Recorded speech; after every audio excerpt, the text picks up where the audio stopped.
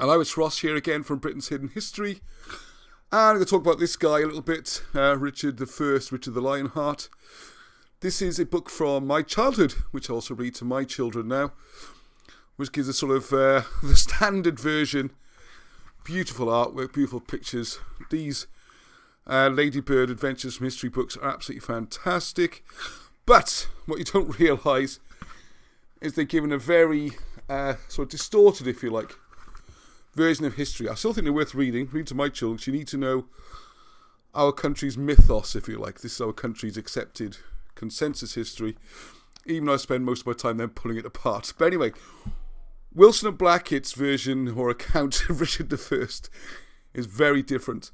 And I've got it from the notes here. I'm not sure if it's in their books, but this is brilliant, okay? And he shows it as an example of how history gets rewritten for political reasons. So you should accept this happens, okay? Right, to illustrate just a few examples of the rewriting of the records to suit the Church of Rome and the German monarchy, outside the modern Parliament building in London, rebuilt in 1868, but mock designed to appear older, I think that was Pugin, there is a statue of one king, and he was Richard I, known as the Lionheart. Actually, it is difficult to find a worse king of England than Richard I. Even this book acknowledges that, really. It talks about financial disasters. What it doesn't mention, though, is this. In a 12-and-a-half-year reign, he spent only 4 months in England. His only exploit was to get drunk in Beaconsfield and to chop down the local tavern with his axe. He sobered up the next day and paid for the tavern to be rebuilt. He was crowned at Winchester, and that exposes the English lie that all the kings were routinely crowned at Westminster Abbey in unbroken succession. Don't have to be crowned at Westminster. And it's important for the next stories about Henry, should come up next. So Richard I was forever seeking funds and stated that he would sell London if he could find a buyer.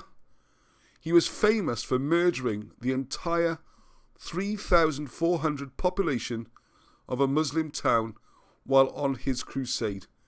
And these men and women and children were dragged up onto a scaffold one by one to be murdered, executed, really, for the entertainment of the king and his friends as they watched from especially built pavilions around the town square.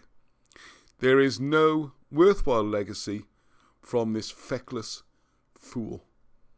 And even reading this, there's not much good to say about him, is there really? I mean, why does he have his statue outside Parliament? There is a bit of an answer to that. But anyway, I'm interested to see what people think. And leave it on the comments, please. Until the next time we talk about Henry. And how many Henrys were there? 8 or 9? Till next time, Hedwig.